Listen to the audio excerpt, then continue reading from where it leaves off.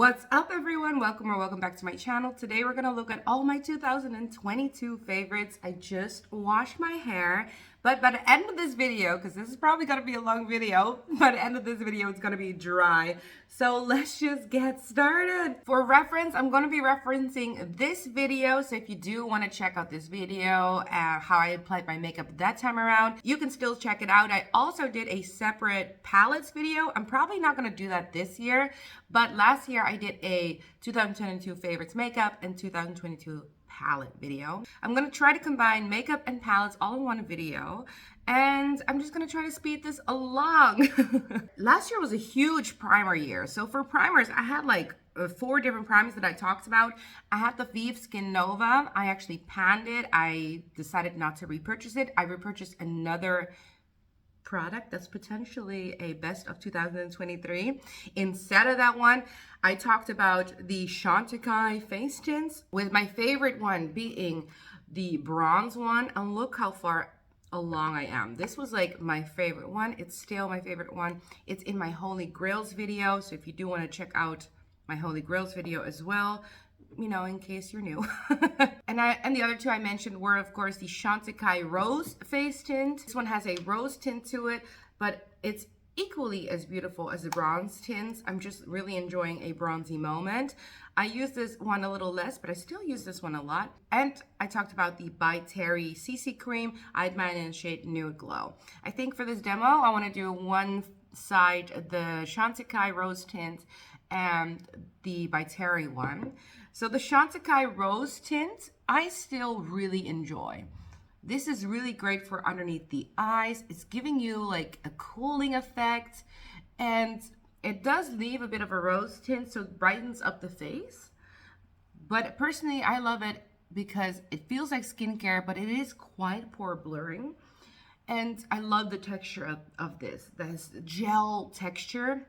It's great for someone that has oilier skin, but I also think that people with dry skin would benefit from this because there's something so skincare-like and hydrating from this. This is probably one of my favorite Chantecaille products. Like these two, I feel like I would repurchase, even though they're quite pricey. Now the By Terry one is not my favorite. I've actually like really tried to pull for this. I still have more than half left after a year's worth. The problem with this one is it's not that it's a bad product once it lays on the skin, but one, it smells like roses, like strong smell of roses, and it's very glowy. And last year, that's exactly what I wanted. I wanted a like glowy base so that when I put a medium coverage foundation on top, you would still see the glow kind of peek through. So the By Terry one has more coverage, and it actually looks beautiful. The smell is not for me. The Chantecaille one, you don't really feel in the face. I think you feel the By Terry one just slightly, but not too much. Both of them are great. I understand why I loved both of them. If you want more coverage, the By Terry one is probably the one for you. And if you want more of that glow and not that dewiness, so I feel like this gives me just a skincare dew vibe. But if you want that glow vibe, then you can go for the By Terry one. There's, again, nothing wrong with it, but I haven't been pulling for it. It's not been my favorite, but the Chantecaille one is just, that's kind of how I want to do my makeup. I want to have a skin-like finish. For under eye correcting, basically, I used this product. This is the Chanel Complexion Touch. Now, I have definitely used up quite a bit. I have a large makeup collection, so things being used up, especially for something that I'm using as a concealer, is a big deal. Now this is gonna be a little darker for my winter skin, but as an under eye concealer or under eye correcting step, look, it's lightweight, it feels like water, it's a beautiful product. Would I repurchase this? I don't know. The thing is with me is lately I've been really enjoying smaller brands, so still luxury, but kind of moving away from the bigger houses. I feel like they're reviewed a lot, so I don't always feel like I am adding to the pot of information that's on here on YouTube. But also lately I've been getting more excited by Violet of R. Victoria Beckham Beauty You know, we can debate if that's a big beauty brand or still kind of like niche-like. I recently bought Farah Hamidi's lip palettes to see what they're like. And I just realized like the smaller luxury beauty brands are kind of capturing my attention more.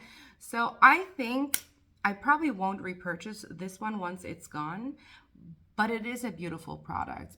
If you are mature, if you have a lot of texture underneath your eyes, if you are oily underneath the eyes, this product gives you a skin-like finish with coverage. There's 3 times more the amount of coverage than the freshwater tint. So as a concealing option, it's beautiful and very natural. I actually still really like this. I just think I'm moving into a different direction, if you guys catch my drift. So for the foundation option that I chose last year as my favorite one is this #1 Chanel, what is this? Revitalizing the Chanel. What is this called again? This #1 foundation was like my thing last year and the beginning of this year. This is sort of a medium coverage foundation with a very healthy glow to it. It has a bit of body, so you see it doesn't really seep, but the way that this lays on the skin is beautiful. I recently wore this just to test this out again, to really talk about it in this video. And I realized like, oh, I'm getting so many compliments on this foundation. And back in the day, I would use the Atelier as a base and then put this one on top, and people would compliment me all the time. Like, if you want skin to be complimented because you want glowy skin, this is the combination you probably should go for. Brush application, finger application, it doesn't really matter.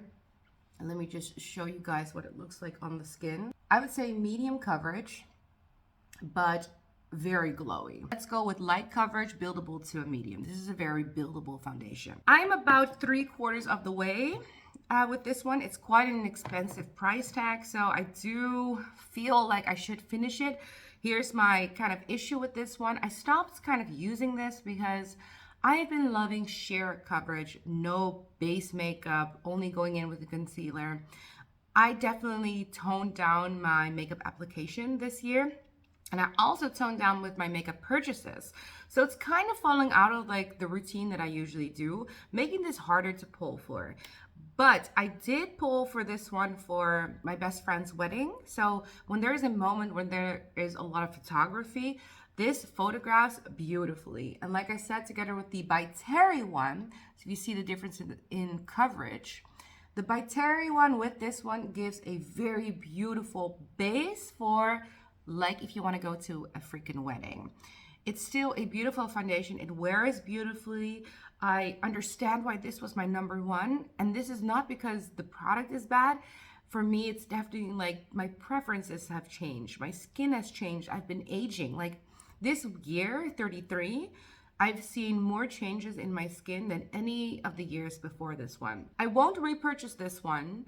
I was thinking about maybe decluttering it, but I have about this much left. And since I did pay full price on this one, I'm kind of like, okay, I should kind of force myself to use it, but it's just not for me anymore. Then for concealer, I used to love this Charlotte Tilbury Beautiful Skin Concealer. I finished mine almost. It doesn't look very finished, but that's because it's quite a thick formula. But I have finished mine almost. You see a lot of the pockets around this tube. I use this quite frequently, but similar to the Chanel foundation, the reason why I stopped kind of pulling for this one is because it's a thicker, she's like a thicker bodied girl. It's a beautiful concealer still, but I've been going for sheer light coverage products. So also for my concealing option, I wanted more hydrating, very sheer, and I want things to peek through. Last year, I wanted things to be like mainly hidden and maybe a freckle or two would peek through. This year, I kind of just want my skin to live, kind of show, even it out a little bit because I do have a lot of hyperpigmentation. But last year, this was my base. This is my jam. I am going to finish this, so that's quite nice. I'm definitely close to panning a lot of the products that you're seeing in this video. I'm very proud of that. I feel almost vindicated. Vindicated is not the word, but I feel very proud that the products that I talked about in a positive light last year, that you still see them this year and you see them being used. If you have a lot of pigment underneath your eyes or even on top of your eyes, like I have quite a bit of pigment on top of my eyes, especially if I didn't sleep well, this is a beautiful concealer to use. I'm gonna put a little bit on nose flares and this little pimple daddy over here. And on this side, I feel like I'm missing a little bit of coverage. So I'm gonna put a little bit of coverage here as well. I like to cover the sides of my mouth because I have some darkening here. I mean, if we're gonna go for 2022 makeup, we're gonna go for 2022 makeup. Oh, for powder. Okay, I'm gonna powder the under eyes before I move on to cream and cheeks. For powder, the one that I put as my number one, I didn't even clean it. I wanted you guys to see it in its full glory, but was this one. This is the Westman Atelier Skincare Infused Powder. I keep on forgetting the name because I kind of like jacked it up. Vital Press Skincare Powder, I believe it's what's called. And look, there is like a solid pan over here. Now, last year, I basically said that people in the comment section told me that there's a hard pan and mine hasn't. This year, I can definitely tell you mine has hard pan. I think the closer I was getting to a pan, the more hard panning I was getting. Is this still one of my favorite powders?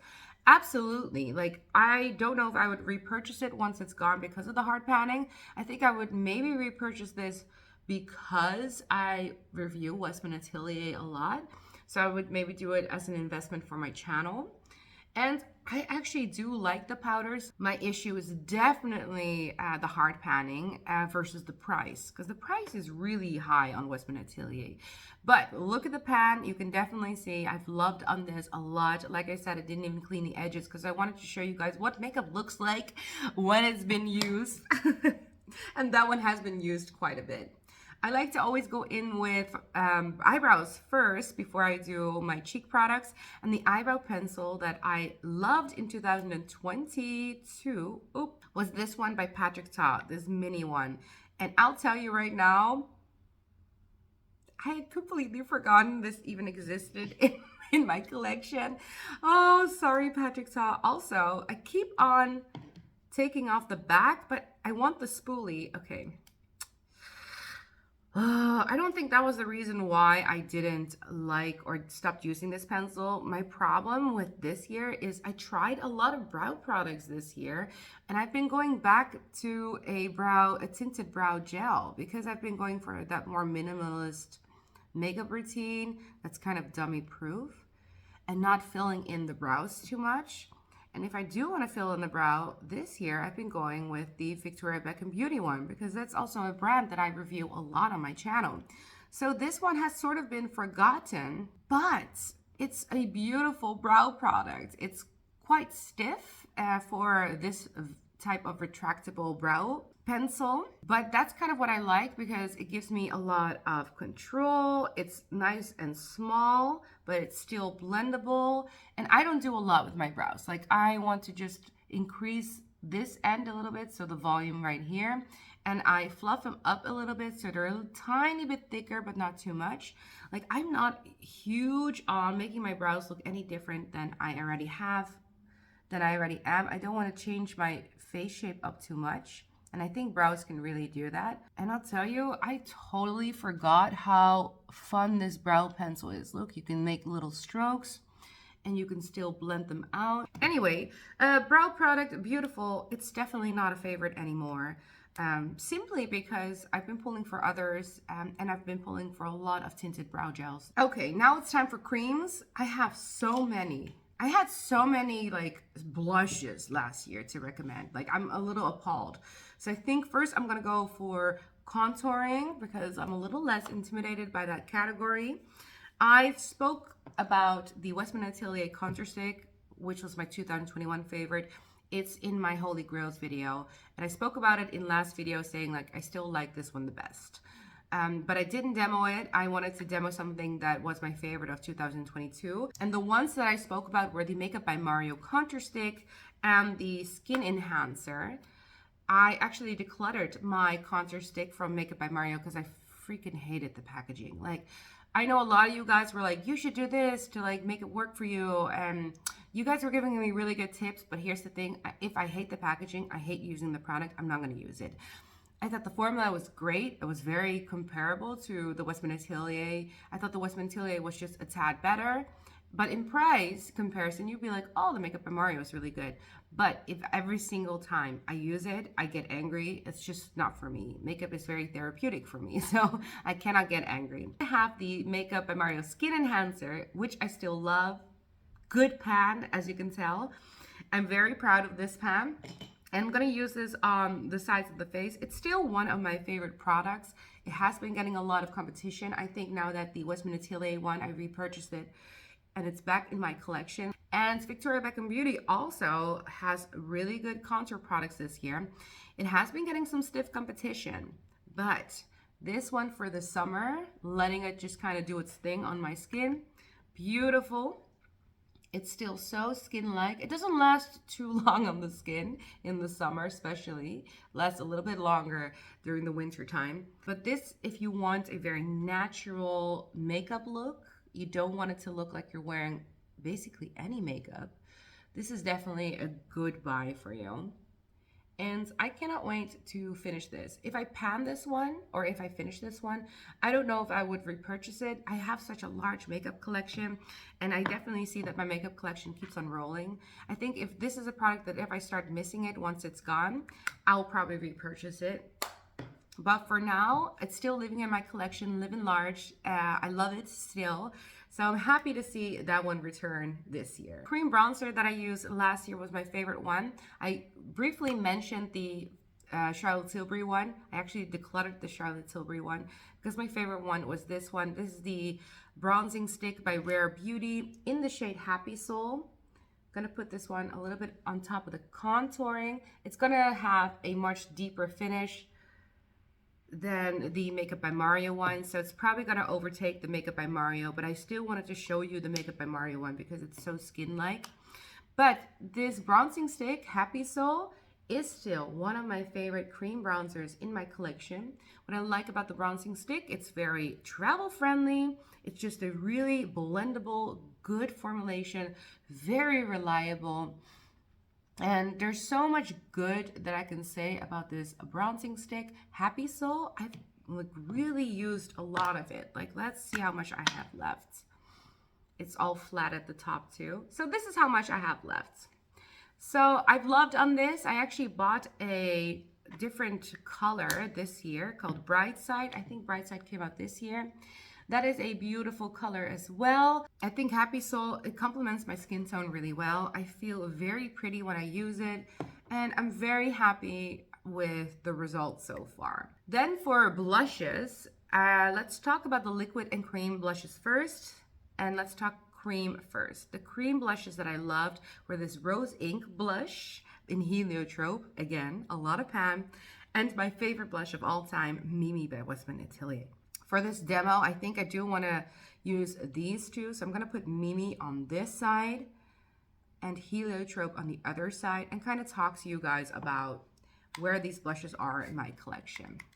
Now, both of these blushes are clean beauty brands, and Mimi is definitely the winner for me. Heliotrope by Rose Ink is a little bit more pinky, but they're very close in color. I like these muted, pinky nude type of blushes. I think in terms of formulation, the Westman Atelier one is just really beautiful, mendable, malleable, blends out like a dream, and gives me that finish that I really enjoy in a blush color that I really enjoy. The Rose Ink one is a little stiffer, but still blends out beautifully. And I loved on this a lot in the past, but I've just been going for Mimi way more than the Rose Ink one. So honestly, I've kind of like not pulled for the Rose Ink one a lot this year. It's sort of been at the back of my collection. Mimi, however, is still a blush that I really pull for. So here we have a weird category where one of the blushes has been used a lot and the other one kind of like had a really big high in my life and then it just died down. Like it just left. Are they still pretty? Absolutely. Absolutely, they're still pretty. And I would recommend both of them, but Mimi is just the one for me. I don't know what I'll do with the rose ink one. Maybe do a project pan situation where all these products that I keep on wanting to pan should all come in one collection. I don't know. For liquid blushes, the two I recommended are the Chanel Le Beige water tint blush in warm pink. And of course, I had a mini of these Rare Beauty blushes in Belief. I'm about halfway on the Rare Beauty one. That's one I take with me for traveling, and it's just one that I really pull for a lot. The Chanel one is a little finicky. I said that last year, and you don't need to have a lot. I still think the finish is really beautiful. I haven't been pulling for it because it needs a little bit of time to like work up, and I just don't have the time anymore. Like, I want to get this party going, you know, like I want to get the show on the road. So I do still love the finish of this, and I still have it in my collection, but I'll much rather pull for one of the Rare Beauty blushes. Then let's go into powders. Oh my God, powder blushes. So my favorite one last year was this one by Gucci Beauty. This is Rosy Beige. Has some good usage, but no padding going on here. My second favorite is a blush that is not, like, it's discontinued. That's this one, 09 by Suku. My third favorite was the blush from Pat McGrath Labs in Nude Venus 2. And my final favorite was this RMS blush in Maiden's Blush. I'll tell you right now, the order of this is not how I use this right now. I think the order is actually Gucci Beauty last, Pat McGrath third, second, probably the Suku. The problem with the Suku is I can't show it on camera anymore because it's discontinued, but it's still, formulation-wise, one of my favorite, if not my favorite blush formulation. And I've actually been pulling for the RMS one a lot. So what I think I'm gonna do is gonna put the Pat McGrath one on the heliotrope side, because that's what I used to do. I used to always combine the two. I'm gonna use my Refer 04 brush. And what I liked about the Pat McGrath was it had a bit of a sheen to it. So it gave me, I don't know, like it enhanced my cheek. Gave me a really cute cheek. And on the other side, I'm gonna go in with the RMS blush. Now, the Gucci Beauty blush, still a beautiful blush, do not get me wrong. And I still very much enjoy having it in my collection. I think out of all of these, this one has the least amount of sheen. And since this year, I've been reducing my routine, that's number one. And I've not been using highlighter. I actually have been liking blushes that give you this, like the RMS one. I've been liking that way more. So I've been pulling for the RMS one. I've been pulling for the Suku one, which the same has that beautiful sheen to it that I just want to see the cheeks have a similar finish and a similar tone. I think maybe the RMS one is a bit more red and the Suku one is a bit more nude. The Suku one is so good. I cannot believe they discontinued it. All of them are still really great blushes. For finishing powder, because we're not done powdering yet, I actually talked about this Hourglass palette, specifically the finishing powders in here. I still think that the Hourglass palette, such a good investment, very beautiful. It's travel friendly. It, you know, I struggle a little bit with this bronzer, which makes me pull for it a little less. But in terms of finishing a face up with this powder, I have success every single time using this face palette. I have no regrets buying it. I think getting this every single year is not my vibe. So this year I skipped on it because I still have mine. But I'm very happy to still have my Elephant palette and using up some of the products that are in here. I think the blushes are stunning. So I understand that this is a very popular brand amongst you guys, and I totally understand the hype on these powders. These powders are beautiful. They give me a very beautiful, you know, skin finish, and as a finishing powder, it's exactly what I want. I should probably blend out my bronzer a little bit more up top. I'm sorry, it's been a while since I wore this much makeup. But I truly, guys, the makeup really speaks for itself, right? I mean, look at this. This is beautiful. We're looking glowy. We're looking happy. This elephant palette is still beautiful, living in my collection, living large. For bronzer last year, my favorite one was the Chanel one. And again, we have some decent panning. For an oversized bronzer, the fact that I even hit pan on it is amazing. Now, like most Chanel products, this one has a scent. It's limited edition, so that means it's truly limited edition. I still really enjoy this bronzer. I think I enjoy this bronzer a little bit more in the summer when my skin like now it translates a little bit orange on me, and in the summer it just translates beautifully warm. Nevertheless, it's still a very beautiful bronzer formulation. I think Chanel does complexion formulations just really well. Going over with my finishing powder brush just a little to tone down some of this. I don't know why, but on camera I always see this line on top of my brow. But I actually do have bronzer there in real life. I can talk more about the bronzer, but since it's limited edition, it's just no reason for me to do so. I have one other product that I didn't know where to put, which is this Chantecaille Eye and Cheek shade, Sunbeam Cheek and Eye shade in the shade Ray. This one, look at it, it's busted and crusted, and that's because I use it. I absolutely love this. I didn't know where to put this. This is sort of like a bronzer, highlighter, blush topper like idea. It's still one of my favorite things that Chantecaille has launched. I use this one more as a blush. It doesn't really suit my skin right now. And my favorite highlighters that I used last year were the Chanel Rev the Camellia highlighter, which is also limited edition. This had a beautiful camellia embossing, but I've used this religiously. I'm still very in love with that formulation. I show it a little less because you cannot buy it anywhere because it is limited edition. The one that you can still buy, which I also mentioned in the video and I recently reused in a video and loved it, is this Le Bouge Rouge highlighter. Now if you're looking for a very soft highlight and you don't like a lot of glitter but you just want that glow from within, this is the highlighter for you. I forgot how much I loved this highlighter. And because I've been skipping the highlight step, I have been missing out on how beautiful some of these products were, especially this highlighter. Okay, so let's move on to eyes. My favorite single shadows that I mentioned were the Liquid Lyrics eyeshadows by Lisa Eldridge. I still use this a lot if you're an oily girl out there. These liquid eyeshadows by Lisa Eldridge are really good. I also mentioned Defiance, or at least the Auric Smoke Reflect shadows. I still really love the Smoke Reflect. I admit that I use these a little less this year than I did last year, but they're still living and thriving in my collection. These are great if you want to go traveling, and Defiance is a beautiful one to wear on a daily basis.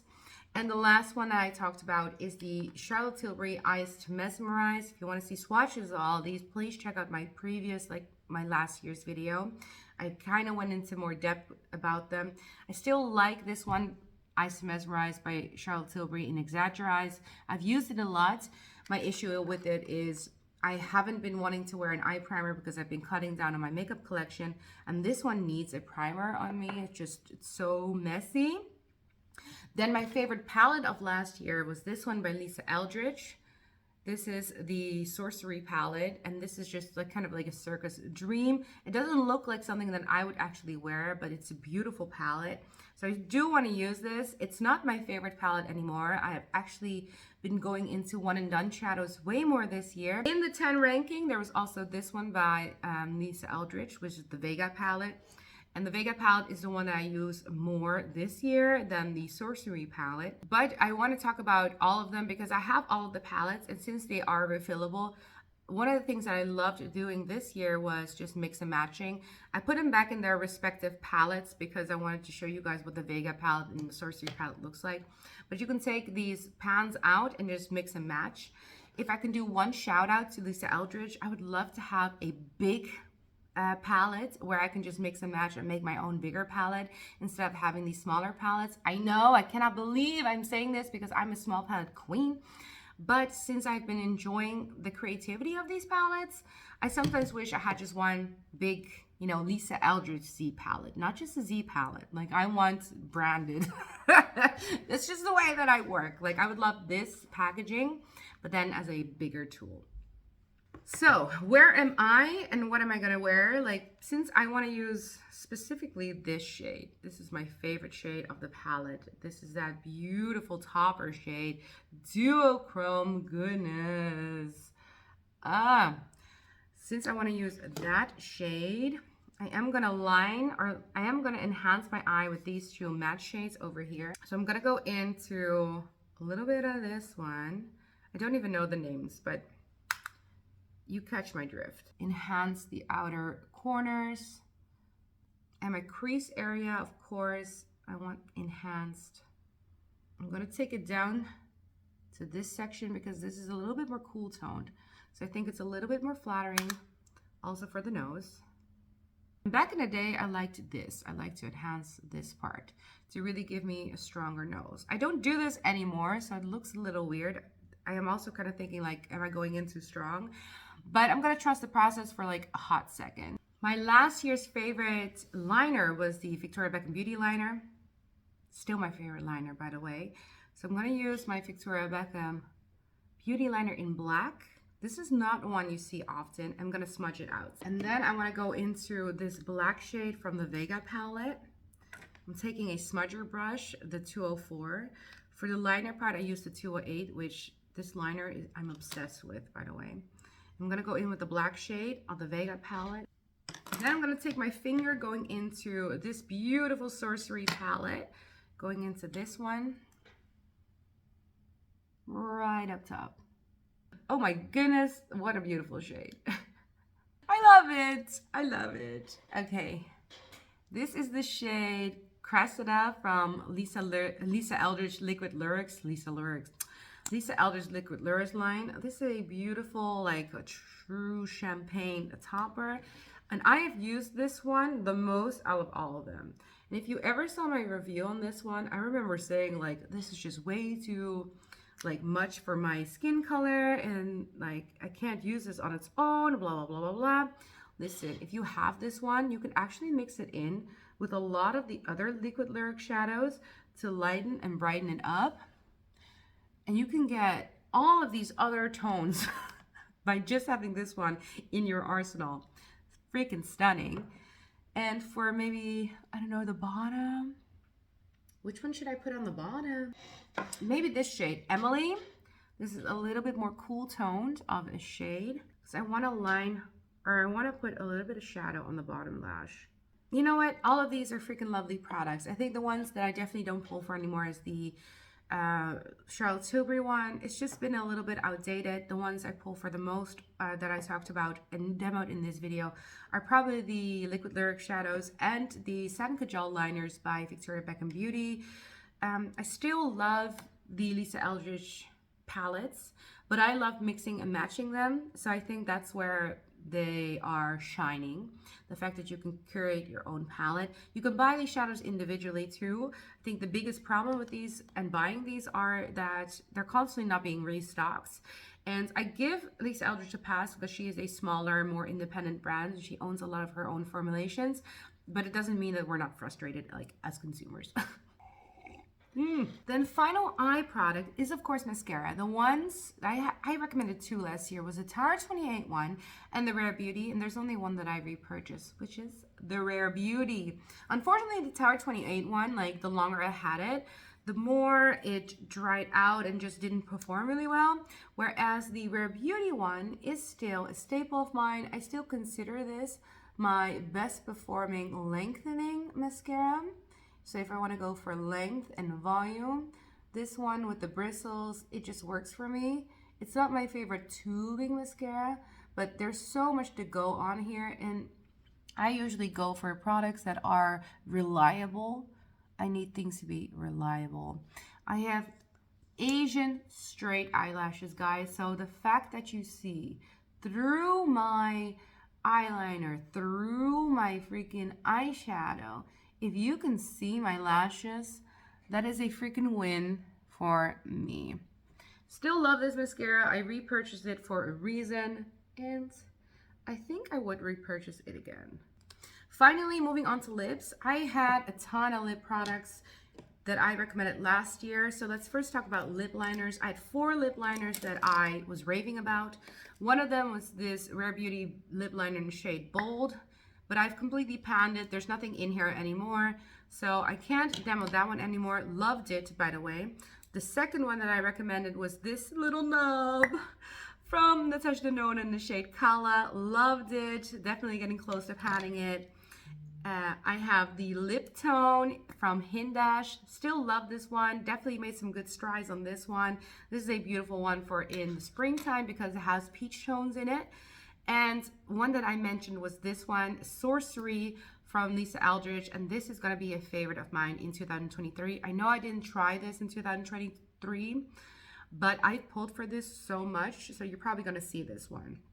I have a feeling, because I'm demoing this one for my 2023 video. Subscribe to my channel, by the way, if you want to see that one. I think I should probably go in with either the Hindash lip tone or the Kala lip liner. The lipsticks that I talked about was the La Bouche Rouge lipstick, in nude red. If you want to see this one demoed, I did a French beauty video, I think 2 videos ago or 3 videos ago. Check that one out if you like a little bit more smaller brands that you haven't heard of often before online. Then I think you'll like that video. I talked about Velvet Sorcery by Lisa Eldridge. I'll be honest, lipsticks this year have not been on the forefront for me. It's definitely been lip oils and lip balms. Then you have this beautiful Dior Addict lipstick. I still love this one. This is in the shade 717 Patchwork. I think this is a good contender to use together with the Hush lip tone by Hindash. I'm gonna go in with this Dior Lip Addict. So this specific Lip Addict, first of all, freaking beautiful. I get a lot of questions when I wear this one and I don't put it in the description box below. What is on your lips? It's 717 Patchwork, guys. This Lip Addict, both the casings that you can get and the formulation is so good. It's balmy, it's hydrating, decent amount of pigments. It's like, I can't rave about this enough. I still use this Lip Addict lipstick. It's definitely fitting with my current makeup routine, so I'd still highly recommend it. And this lip liner and Lip Addict combination, also stunning. So I'm very happy how that turned out. I don't know if it really works with my cool tone eyeliner, but who cares. Then the Posh glosses were the glosses that I recommended last year. I'm still a big fan. If you're a follower of my channel, you know that I'm a big fan of these. This one is in the shade Poolside, so it's gonna cool down because these are quite pigmented. It's gonna cool down the lips a little bit. I actually reached for this shade specifically because I was hoping to maybe match the eyes a little bit. I mean, you can barely tell. But on its own, what I like about these is these are hydrating and they decrease my lip lines. So that's what I really want to see, is that I don't see a lot of lip lines, especially for in the winter, because my lips can get so dry. This is still a favorite of mine. I have been moving towards more lip oil, so like very thick consistency. Dior lip oil, for example, is a very good one to have. But my hair is almost dry. But this is my final look. And guys, first of all, what do you think? Let me know in the comment section down below. But for me, even though I don't go for this makeup routine anymore, it is a lot. I even like toned down the eyes because I have to still be me. But I do really like all of the products that I talked about, even though that some of them I haven't used too much this year. Some of them I have panned. You see me using them. I love showing you guys makeup that I've actually like used and you can visibly see that I've used it. It's a weird phenomenon where like you can get happy by panning something because then you can show the audience like I have actually panned it. Like it's just a weird phenomenon. Anyway, it's on a tangent. Base products on point. Just because I didn't use all of like the products this year doesn't mean that these products are any worse for wear or worse off. All of them, I totally understand why they're favorites. Some of them are still my favorites. The Chantecaille tints, I still use them on a regular. The eyeshadow palettes, although I don't use a lot of eyeshadows, I think that investing in a Lisa Eldridge like maybe custom palette is definitely fun.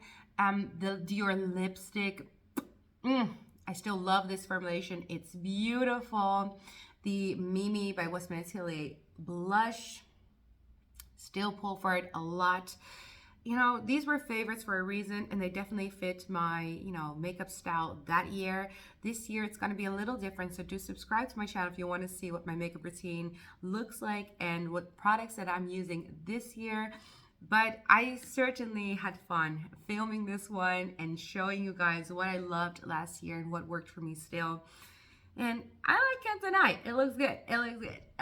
So I'm gonna end the video here. Thank you guys all so much for watching, and I'll see you guys next time. Bye.